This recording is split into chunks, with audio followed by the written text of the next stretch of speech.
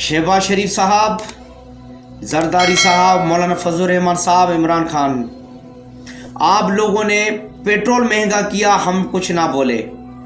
आप लोगों ने सीमेंट महंगा किया, फिर भी हम चुप रहे। आप लोगों ने चीनी घी महंगा किया, हम ना बोले। 75 साल से आप लोग मुल्क को लूट रहे हो भेड़ियों की तरह, हम चुप रहे, खामोश रहे।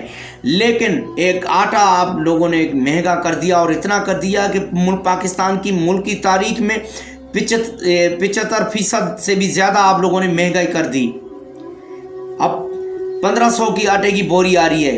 एक बंदा सारा दिन काम करता है और 500 रुपये की बड़ी मुश्किल से 500-600 रुपये कमाता है, तो बताओ क्या 2-3 किलो फिर आटे के लिए सारा दिन मुश्किल करेगा, काम करेगा, और वो 2-3 किलो आटा ले जाएगा, वो बच्चों को खिलाएगा। उसके बाद फिर ये बीमारी जो वगैरह और इलाज और इसके अलावा ज़रूरियात ज़िंदगी बहुत सारी हैं, क्या 500-600 में वो क्या सांप मिट्टी खाएंगे?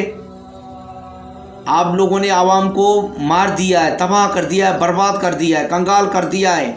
और खुदा न ख्वास्ता, अल्लाह न करे हमारे मुल्क के हालात ना हो जाए इराक़, बगदाद, शाम जैसे।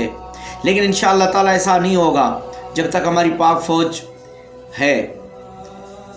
तो खुदारा आवाम के पे रहम खाएँ, आवाम पे तरस खाएँ, आवाम पे जो आप लोग ये दिन ब दिन गधों की तरह ये वज़न रख रहे हो, आवाम मर रही है, ख़त्म हो रही है, खुदकुशियाँ कर रही है। ज़ालिमों, कुछ शर्म करो, कुछ हया करो।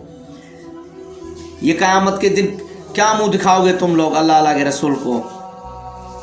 कब्र में मरना नहीं है, महशर में उठना नहीं है, जवाबदार नहीं होना है। कर लो मज़े, जवाब देना है एक दिन तुम लोगों को, ये याद रख लेना।